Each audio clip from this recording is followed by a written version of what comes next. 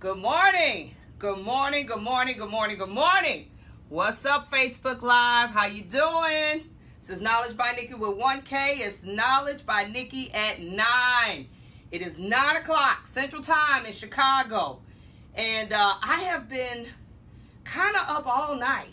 I've been up all night just thinking and thinking and thinking. And, you know, I'm going to explain to you why I'm at a certain stage in this 5 personality traits of real entrepreneurship. I'm at a certain place, so my brain is burning all the time trying to just kind of shift through things and figure out where I'm trying to go. I know where I want to be, but kind of strategizing. And is anybody else out there in that mode where you're trying to figure out your next move, you know? And when you're trying to figure out your next move, somebody shout out, give me a thumbs up if that's where you are. You're trying to figure out your next move and you just spend your time thinking and like, what am I going to do? How am I going to do this? So that's where I am, guys. And everybody has a different life cycle or business cycle that they're in. Nobody's in the same cycle usually at the same time. But let me talk to you about some things that I have learned about this business. 31 years, well, to be 31 in February, I'm fast tracking y'all. But 30 plus years in this business, and it's time for change. And I don't just mean in my life. I mean the business needs a change. The business needs a shift. And the only way the shift is going to happen, guys, is that we're going to have to help the shift along, because it's actually shifting, even though we haven't created this shift that we see. Because I'm not talking about a positive shift. I'm talking about really a negative shift. I'm talking about a shift that if we're not careful, from the beauty schools to the salons, whether they be booth rental or commission, suites, whatever, our industry is going to die, guys. It's going to die. I see schools operating worse than I've ever seen in my 30 plus years of doing hair.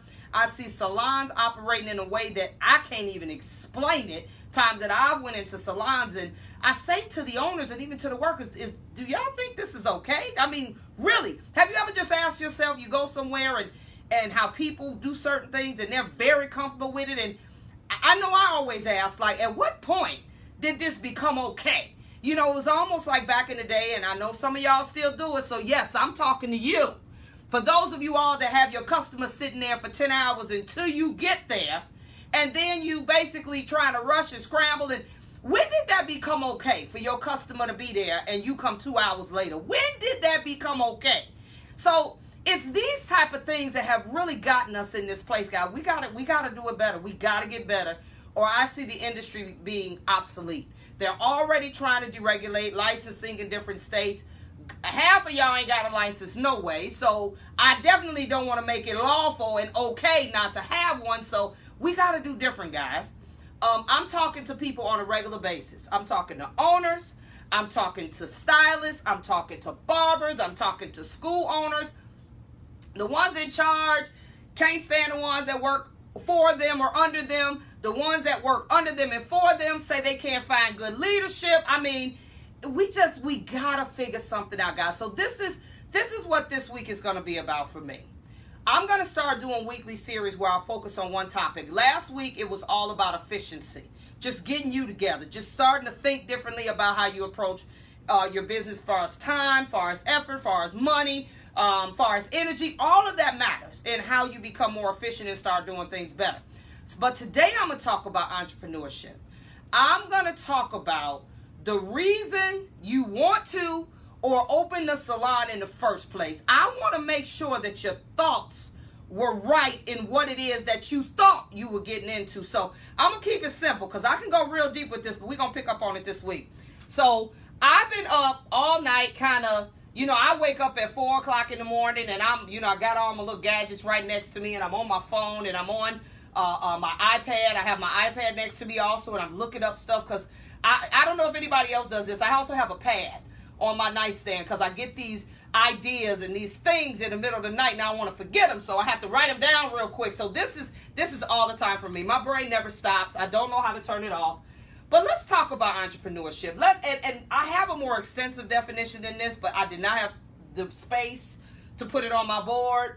But let's talk about entrepreneurship. For all of you all that decided you wanted to open a salon way back when, or you just did, or whenever it happened, what entrepreneurship is, and you got to think about this, it's the process of designing, running, and launching a business. Now, I have an extensive definition that also talks about it is also a person who assumes all risk and responsibilities for the succession of their endeavor. Now, the key word is all risk and responsibilities, okay? Now, I hear a lot of you call me, you say, look, I opened this salon because I wanted it to be booth rental. I wanted these people to be independent. I wanted these people to be able to not have to ask me for nothing, need nothing from me. I just want them to go in there, pay their rent, and that's it. Well, let me tell you something. It doesn't work that way. I want to make you all understand that if people were that self-sufficient and that self-sustaining where they don't need you for anything and they're not trying to draw from you, then they either go open their own salon or they go into a suite where they are able to maintain without any input from you. So when they come into a salon, they're looking for something different. So you have to understand, and this is the key word, running. You got to run your business. And I'm going to tell you all, I'll say it again, I've said it 1,000 times.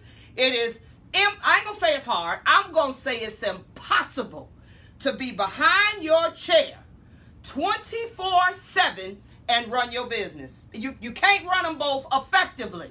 We know people are doing it, but their businesses are suffering because you behind your chair, and I say this before a lot of my presentations, when you are a stylist, the only person you are interested in pleasing is the customer. But when you are the owner, the only people you should be interested in making sure they straight are the workers. If the workers are straight, the customer's going to be straight. So when you became an owner, your whole focus is like going from single life to having kids. Now your world is bigger. You got to be concerned about more than just you. You got these kids that need you, and even when they get older and grown, you still concerned about them. So this is what I want to kind of walk you through. Some things that I knew some of this. I've been to some business conferences that talked about this, but I wanted to simplify it a little bit. I know we don't get that technical, so I'm going to break this down. These are 5 stages in the life cycle of a business. I don't care what business it is. We just going to deal with hair right now. We're going to deal with the salon. Okay, that's what we're going to deal with. The first one is seed and development. That's more of what we call an idea. You wake up, and I have several people that are part of my Aspire group, which is actually a coaching group for people who want to open a salon. That's the stage we're in right now. They got the idea, and they said, you know what, I know I want to do this in 2 to 3 years, and so can you help me kind of get this idea together and figure out, that's just when you dream, that's your dream, guys. I hear you all say, even in school, I'm going to open my own salon one day, and some of you all have all these expectations of what it's going to be, and some of it is very unrealistic, but I say, okay, but that's cool. We're gonna streamline that. You join my coaching group, then you'll be able to see the realistic things that you're going to have to deal with.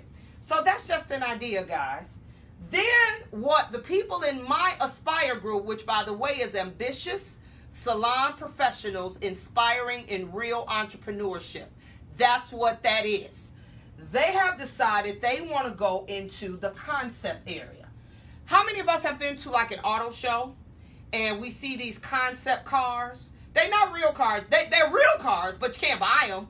They don't really drive, but this is where they took the seed and kind of developed the idea, and they came up with a concept. They kind of came up with just something they believe that is what they want to see. They're just trying it out.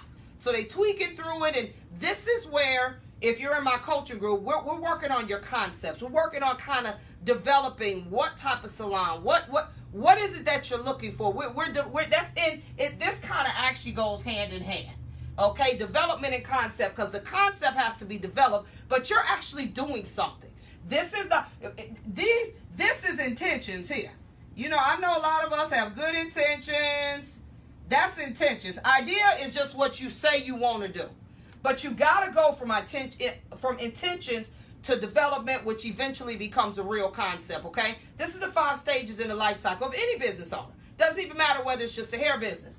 So the concept, we developed the concept car. We got to tweak it. We got to see how it runs. We got to, I tell people, and this is just my opinion now, this isn't statistical data.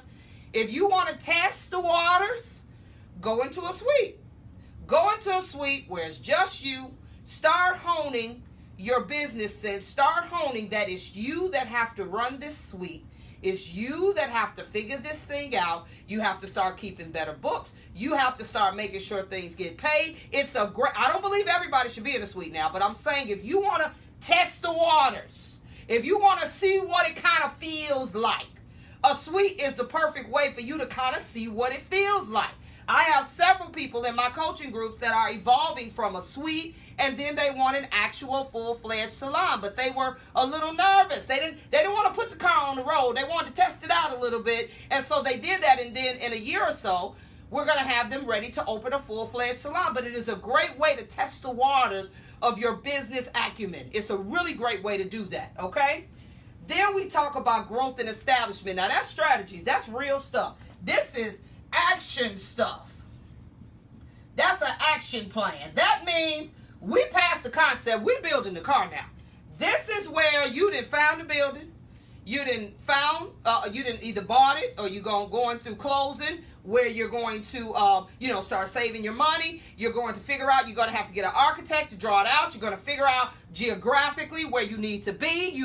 This is real stuff here. This is where we open. Or we're in the process, and that actually kind of bleeds over from the strategies. We didn't found the building and all that. We're pretty much open. But we still haven't figured out how we're going to hire people.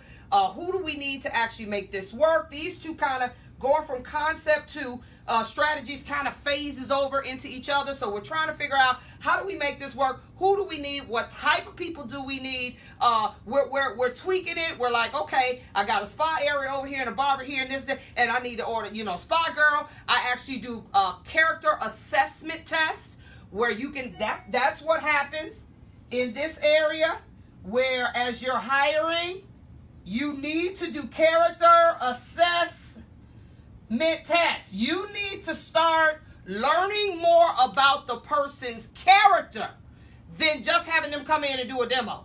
You need to make sure that things about their personality, if you're interested in this test, I'll tell you later how you can get it through me. You need to learn if their character is going to vibe and going to fit with yours. So there are things, and these are proven things. Corporations do them all the time. They're not that expensive. You need to do this. You have to first do it for yourself so you know what type of employee or employer you are. And then you have everyone to take it that you subsequently want to hire so you can see certain things about their character. Character we cannot change. Skill we can develop. But if they are who they are, you ain't in the business for trying to change all that. You just want to develop them from who they are when they come there. So a lot of us, and we don't spend time trying to get to know these people. In corporate, sometimes you got to go through 4 or 5 people before you can actually get hired. Because we need to see you, as my good friend who has a consulting company says, I need to see you in all 4 seasons. I need to see you in the summer, the spring, the winter, and the fall. I need to see you in different times. I need to see you when you're an imposter and you've let your guard down. I need to be able to see different sides of you before you come on board. So character assessments is just one way. You have to have a solid interviewing criteria, all of that. So we'll get into that as the week progresses more, but I will give you the number if you're interested in doing this. But this is where we are here. We're in growth and establishment. Everything from who's going to work there, what system, is it booth rental, is it commission on a draw? All of this is real now. We way past here. This is real. How are we going to do this? And I felt the need to do this today because some of you all have been in business for 10, 15, 20 years and you never did any of this. You just got some chairs and you found a spot and you set it up and you wonder why you can't keep employees. Why when you do keep them, they change the whole culture of the business because you didn't take time to focus on some of the internal things that need to happen so that the external things can be part of your vision and be what you need to see. So here we are again. We're at growth and establishment. Now, once we get that straight, our business should be functioning like a car that's, well tuned up.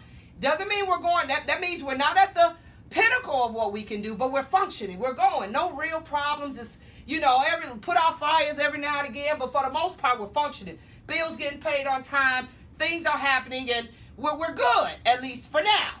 But then we get into fourth, which is called expansion. You have got to want to be the best that you can be at some point. Mediocrity is not part of an entrepreneur. No entrepreneur really wants to just stay right here. They want to maximize their potential with their businesses, with themselves, whatever it is that they want to do. When you talk about expansion, expansion has to come with the development of others. Let me tell you why I say that, and I'm going to be extremely transparent. It took me forever to accept this right here. And you know why? Because I was so used to being a one-man band. I was so used to, when somebody else didn't do something, fine, I do it.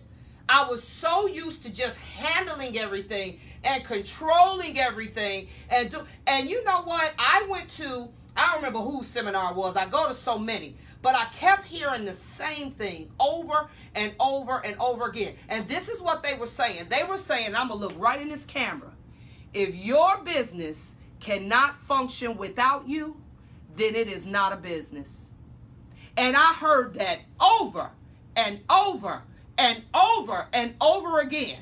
And I've always been into the development of people. But that's why I coach. That's why I mentor. That's never been something I didn't do. But I didn't coach or mentor with the intention for me to pass the baton, with the intention for me to be able to give them a sector of my business and let them run it and walk away. I didn't do it with that intention.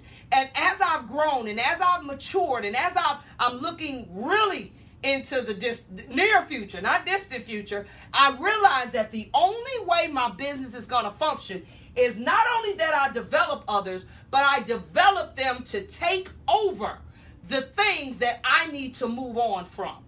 That is, you cannot expand as a one-man band. It ain't going to happen. You cannot expand by yourself. It's only so much you can do by yourself. You're going to have to embrace. So for all of you all that's got these people in your salons that are booth renting, and you're going to want to deal with all the extra and helping them and then, when you get here, you're going to realize the only way you're going to grow, the only way you're going to be able to go on vacation or just take a break and your business doesn't miss a beat, it doesn't lose money, it doesn't do anything, is you're going to have to start developing other people to do some of what you do. That's just, you cannot do this by yourself. So expansion is more than just buying more products, because even if you buy more products, now you got to have people to ship it out. Now you got to have people to deliver it. You still can't get around developing people. It's impossible. And trust me when I say it took me years to understand that and to get, and I was developing them anyway, but I was developing them just for them. And they wanted to work with me.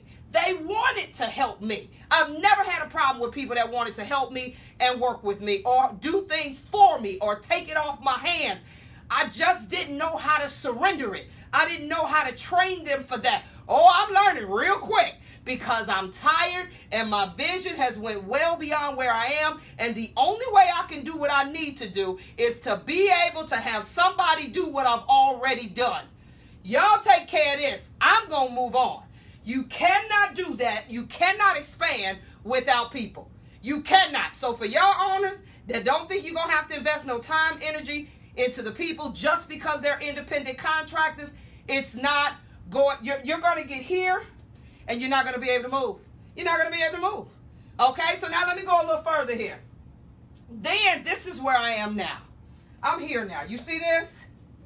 Maturity and possible exit.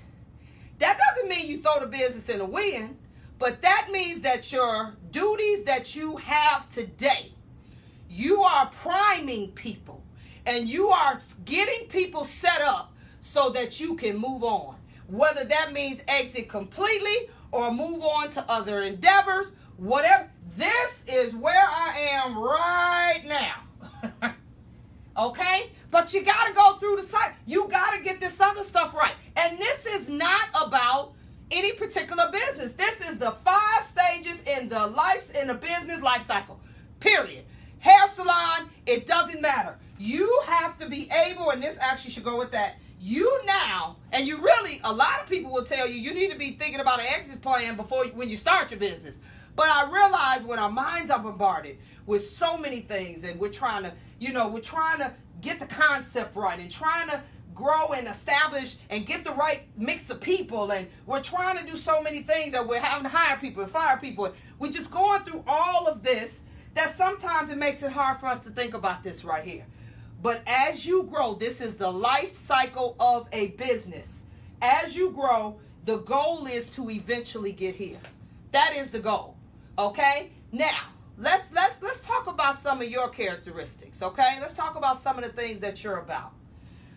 5 personalities of a real, now, it really just says 5 personalities of an entrepreneur. I put in there real entrepreneur, because I think everybody who has stepped off and who has invested and did the process of designing, running, and launching a business should not be an entrepreneur. That's my assessment. I don't believe everybody should do it. And I believe at some point, if you're doing it and you're just terrible at it, you need to be honest and say, maybe this isn't for me.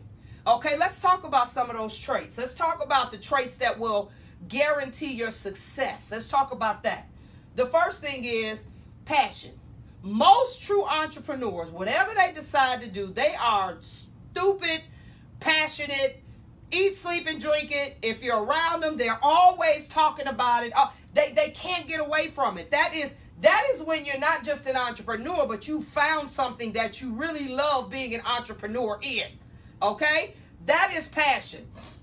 The second thing is resilience. This is where I see so many fail. And you know what? I'm going to be honest with you all. I don't know the recipe for resilience. I don't know if God just gives it to you or he doesn't. I don't even know where that comes from, because the thing about resilience, you don't really know you have it until you're tested. You don't really know how resilient you are until you go through something. You don't really know. But one thing about when I know a person is not built for this is right here. Soon as stuff happens, they're done. They ready to abandon it. They ready to kill it. They ready to say, forget it. I don't want to be bothered no more. They ready to just be over with it. No resilience. I don't care what business you're in, guys. If you are a salon owner, you're going to go through some stuff with people. You're going to go through some stuff with figuring out your money. You're going to go through some stuff from IRS issues to walkouts to, you're going to, because all of it is part of the learning process. But how resilient are you? Are you ready to throw everything that you put your money into and you say you're passionate about? Are you ready to throw it in the wind just because something didn't work? Are you ready to throw it in the wind? Look, I got to respond. Nathaniel, I've been there a whole bunch of times. I'm looking at his, I actually got a monitor set up so I can read it. How resilient are you? How resilient are you? How do you, and strong sense of self. This is real key. When you talk about strong sense of self, that is the person that no matter what happens to them, no matter how bad it gets, they still believe they can do it. They still believe they can make it to the finish line. It doesn't matter what they go. I am that girl. It doesn't matter what people say. It doesn't matter about the circumstances. It doesn't matter if I mess up. I'm like, you have such a strong sense of self that you believe whatever you break, you can fix it. You believe whatever didn't happen today will happen tomorrow. That is something that we all need in order to really exist in life. But if you want to run your business and you want to deal with all this over here and people and things and figuring out the money and all that, you got to have a really strong sense of self. You have to know, if I got to flip my whole squad, and not that I'm encouraging that you always do it alone, but you got to know that if it came to it, that I got to ride this pony by myself for a minute till I can get a whole new crew, so be it. I'm willing to do it, and we gonna make it happen, and I'm gonna get some new people, and that's just gonna be there, or whatever it is. How strong of a sense of self do you have? How strong? Then we got to talk about flexibility. Now, I see some of my old schoolers, and when I say old schoolers, I'm talking about people that's been in the business 15, 20, 30 years. You all don't want to bend here. You all struggle. Y'all struggle with bending here. Let me tell you something. I came into this industry, I started in 1988. That's when I came out the blocks, and when I say y'all, I came out running. like a horse with blinders on. I didn't see nothing but doing more and taking more people. And yeah, come on, you come to. And I was grinding. I was rock solid in less than a year with a waiting list. And I was in a very good place too that nurtured me and helped me grow. But we have to be flexible. Those of you all especially that are from that era, because that era was different, guys. The 80s, late 80s, early 90s, even the early 2000s, our industry is not like that anymore. It's not. The people don't respond to the same things. Anybody who listened to my videos, I think last Tuesday, I talked about people come to your business now for an experience. We got to realize they got more choices now. Look, we didn't have Amazon. Look at Amazon. Amazon and made people have to come down on their prices. They done made people have to price match. We are living in a generation now where clients have choices. They got a lot of choices. Now, I'm not saying we got a price match. I'm not saying that. But what I am saying is you have to provide something differently than what you did back in the 90s, back in the 80s. That's not the way it works anymore. If you don't provide an experience, for those that watched me last week, I talked about etiquette, I talked about environment, I talked about, what else did I talk about? Etiquette, environment, energy, excellence, and experience. I talked about all of that. If you don't provide that, then your customers are going to find something somewhere else. And look, evolve, Nathaniel, you're good. And you have to evolve. That's another E that I have in there. But let me tell you, some of y'all struggle here. And let me talk to my millennials. Let me talk to my new school. I love you all. I got a 22-year-old daughter. I have really embraced the things that you all bring to the table. You all can fast track some stuff that it took us 10 years to do. And I embrace that about you all. But let me tell you what I do not, I know. I'm not going to say do not understand. I know. The only problem with you all is that you all are a microwave generation. You are a generation that wanted 5 minutes or it's free, or you abandon what it is that you have going on. Let me tell y'all something. One thing that has not changed, and you have to be flexible even in your thought process. If something doesn't totally mature within 3 weeks, don't abandon it. You have to be flexible enough with your mindset where you let it cure for a little bit. You let it sit for a minute until now. You all can do it a lot faster than we did, and I have embraced the thing. I get millennials around me. Come on, teach me how to do this, and what should I do? And I love them. But you also have to be flexible with understanding that there are some principles of growth and establishment and expansion that I don't care how much digital experience you got, you still got to wait on it. There's still a waiting game. And waiting means you have to be flexible in the area of patience. You have to develop that. I don't care what it is, it's not going to happen overnight. And if it does happen overnight, can you sustain it? I'm not talking about being a one-hit wonder. I'm talking about sustain it for a length of time. Because a whole lot of stuff, you can win the lottery. But a whole lot of them are broke now because they didn't know how to sustain that opportunity. Okay, so how flexible are you? How flexible are you when things are not working? You need to make a shift. You need to say, I need to do something else. You need to partner with some other people. Whatever it is, these are the 5, and this is online. You can find this. The 5 personality traits of a real entrepreneur. If you're not flexible, you're going to die. Your business is going to die. If you're not flexible, we got to shift. Look, I'm thinking about being an Amazon drop-off center. They pay people for that. Why not? Why not? And I'm just using it as an example, but there are many things that you're going to have to incorporate. Let me give you one that I know for a fact is where we are today.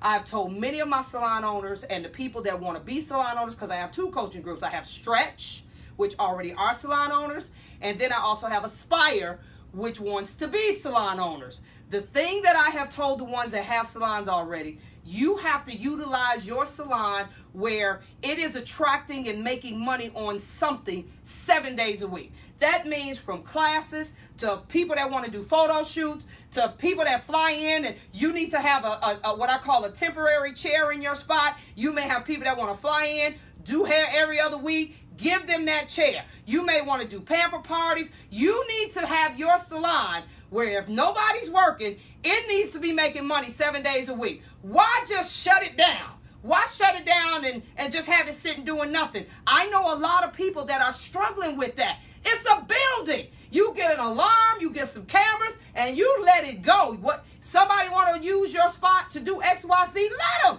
They want to have a little party. They want to have what? I don't care. Whatever you want to do, my space is available. Manufacturers that want to do classes, come on. Photographers that need a place to actually set up and do model shoots and photo shoots, and come on over here. I don't care if you want to sell Avon. You want to sell Avon? You have to be thinking beyond just what you do on your regular Wednesday through Saturday or however it is. Your place need to be making money 7 days a week. Doing something, okay?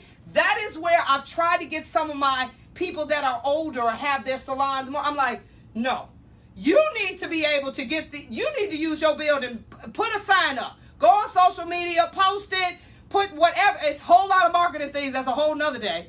But you need to be able to have your business making money every day that the doors are open, and open them every day. That's about being flexible. And then last but not least, what's your vision? What is your vision? What is really your vision? Have you lost your vision? Are you doing things that encourage your vision? Are you doing things that go against your vision? This is what I do. I have to reevaluate my vision quarterly. This is what I do. This is my little keeping me on track test. That means every 3 months, I'll take time, I'll go sit at the movies, or just kind of, y'all know, those that have been watching me for a while, y'all know I like driving, right? I waste a lot of gas just driving and rolling and thinking.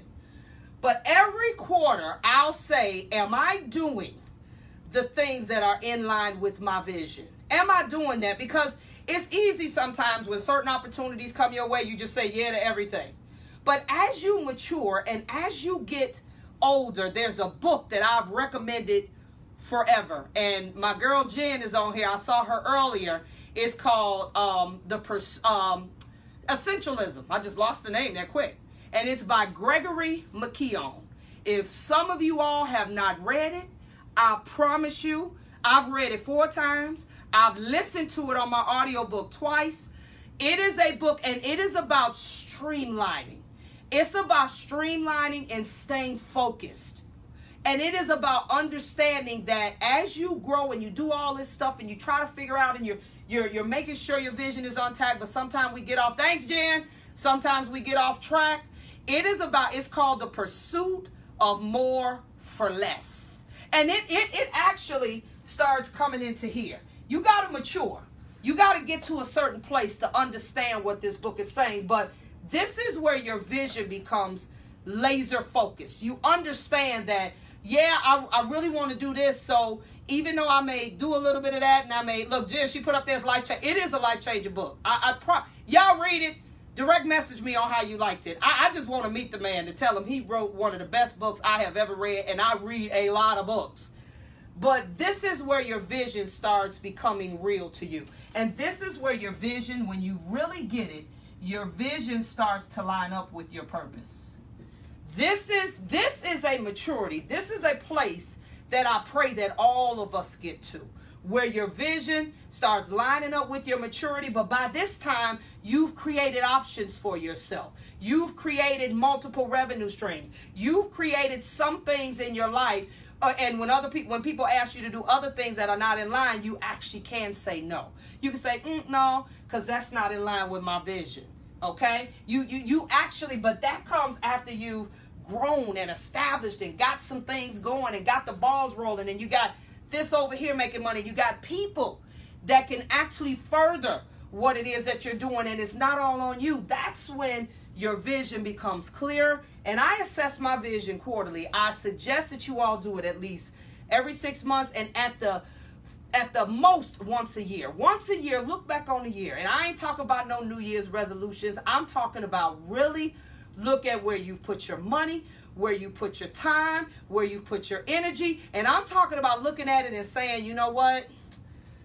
I can't do this next year because this is not getting me where I'm trying to go. And you have to be honest about it. And don't tell me nothing about needing money. I get it. And there are things. Now let me say this. I'm going to actually retract back for a minute. Even part of your vision, there are things that I consider, these are the financial. So let me retract back when I say that. These are the financial supporters of my vision. My vision is still clear to me. There are some things that, look at them on Shark Tank. They all started in a particular industry that made them who they are. But now they just kind of invest in a little bit of this, a little bit of that. It just builds their portfolio. There may be some things that you do that you know clearly. They're not part of your vision. They're just things that keep the financial part, they keep the stability of the business going, and you're not misconstrued about what their function is, and they become the financial support for your business so that you can have enough resources to be able to further your vision, which is connected to your purpose. But you need to be clear to yourself about that. This is about making money over here so that I'll take me for instance. I'm getting ready to write 2 books. Actually, I got a copy editor, and they're going to be books about 2 different things. We'll talk about that later. But there are something I know. I tell people all the time, my goal is to be full-time coach, do classes and conferences. That's it. So the things that I take on that are financial supporters of that vision, I am clear with the fact that that is their function. I have people that can work them. I have people that can keep them moving. The only purpose of these is so that I can actually have the means and the resources to further my vision, because visions cost money. Y'all get it? This is what you need. So you need to assess your vision. Every now and again, back up and say, okay, is this really what, is this getting me there? And if it's not, you need to reevaluate it. Okay?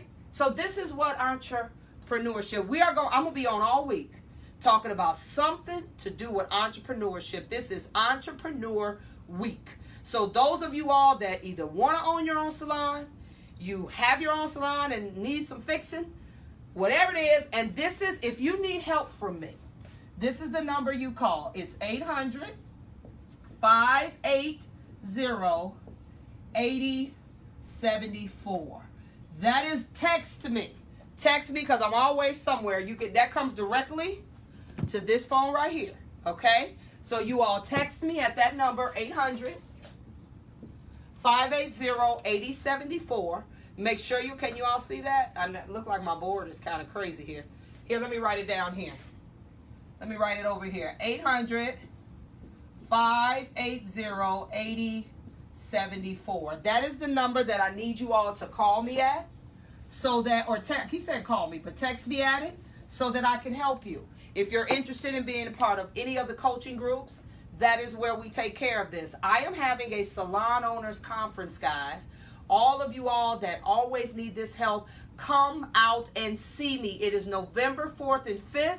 There is time to still make payment arrangements. It comes with all your food. It comes with your hotel. All you have to do is get yourself here. It's in Chicago. It's at the airport. You get on the shuttle and to the hotel. It is in a great area where everything's around. The shuttle will take you to the movies or wherever you need to do. But it is a labor of love for me.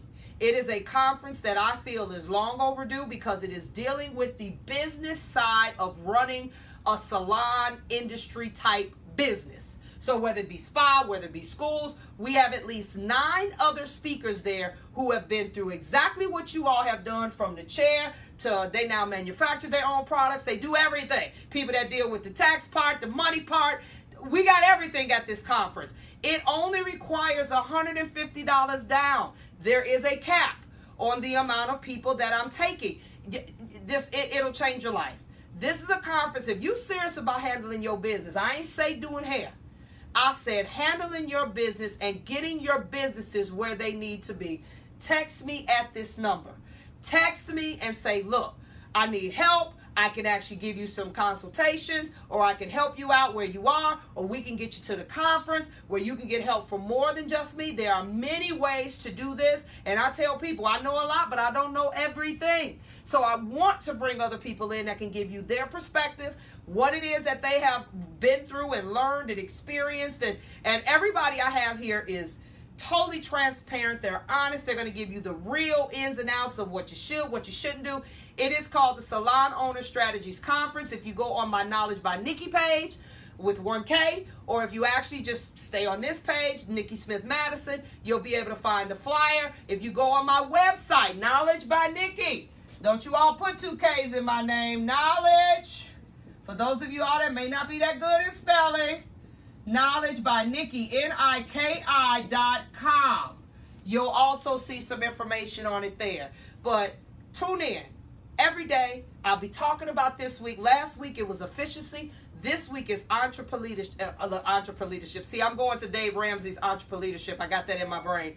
But it's about entrepreneurship. So I love you all. My Facebook, you all just show me so much love when you see me. You send me messages. I thank you all that you're getting it. As long as I'm breathing, I'm going to do my part and try to help the shift in a positive direction. But this is Knowledge by Nikki with 1K, and I'm out, and I'll see you tomorrow.